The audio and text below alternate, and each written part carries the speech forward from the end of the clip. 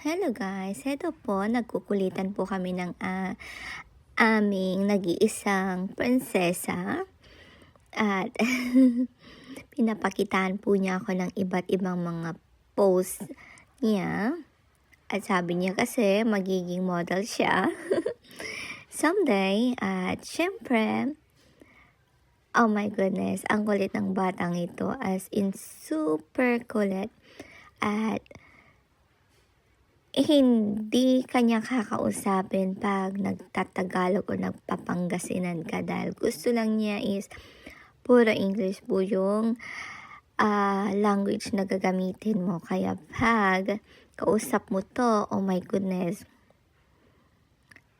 ihanda mo yung ilong mo dahil dudugo siya sa kaka-English niya.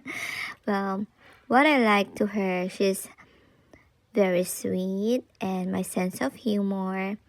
At syempre, marami po siyang dreams in life na lagi niyang sinasabi, no boyfriend, muna daw, study hard na muna raw siya. At syempre, mag-graduate na muna siya. And she wants to be here one day. At pangarap daw niya na dito mag-aral at kukuha ng kanyang degree. Well, there's no impossible on that. I know for sure na matutupad niya lahat ng mga dreams niya. Siyempre, andito lang naman po kami nakasupport sa kanya anytime, anywhere. And then, eto po, yung prinsesa namin ito,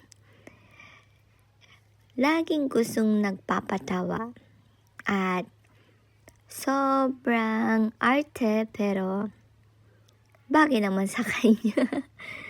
Tapos, may pagkamaldita. Pero, sweet naman. So, okay lang. Walang kaso po sa kanya gawa ng very humble po na batang ito. At syempre, mana lang po sa amin. At pinaka maganda po sa kanya is may God-fearing po siya. And she always share a Bible verses.